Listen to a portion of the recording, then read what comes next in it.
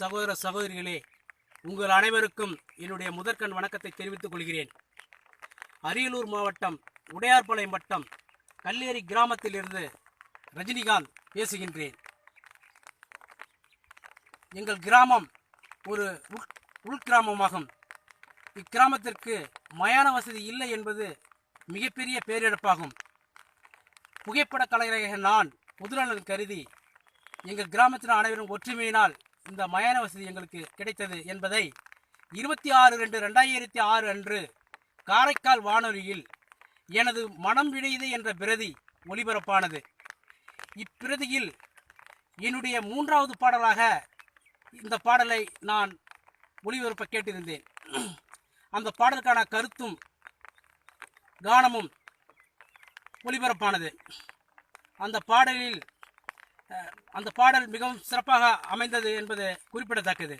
அந்த பாடலுக்கான விளக்கம் இதோ. எங்கள் கிராமத்துக்கு அருகில் நீல ஏரி என்ற ஏரி உள்ளது. ஊரில் யாராகிலும் இறந்துவிட்டால் ஏரியின் மேற்கு கரையோரத்தில் பிணங்களை புதைத்து வந்தோம். அப்படி ஒரு சூழலில் ஊரில் ஒரு மூதாட்டி இறந்தார். அவரை அடக்கம் செய்வதற்காக அங்கே குழி வெட்டும்போது நீர் ஊறியது. புகைப்பட கலைஞனாகிய நான் பொதுநலன் கருதி தண்ணீரில் பிணத்தை தூக்கிச் செல்லும் அக்காட்சியை படம் பிடித்தேன். மயானம் மற்றும் மயான வசதியே வேண்டும் என்பதற்காக மாவட்ட ஆட்சித்தலைவரிடம் மனு கொடுத்தோம். நான் எடுத்த அந்த புகைப்படம் ஒரு முக்கிய ஆதாரமாக இருந்தது. அதிகாரிகள் நேரில் வந்து பார்வையிட்டனர்.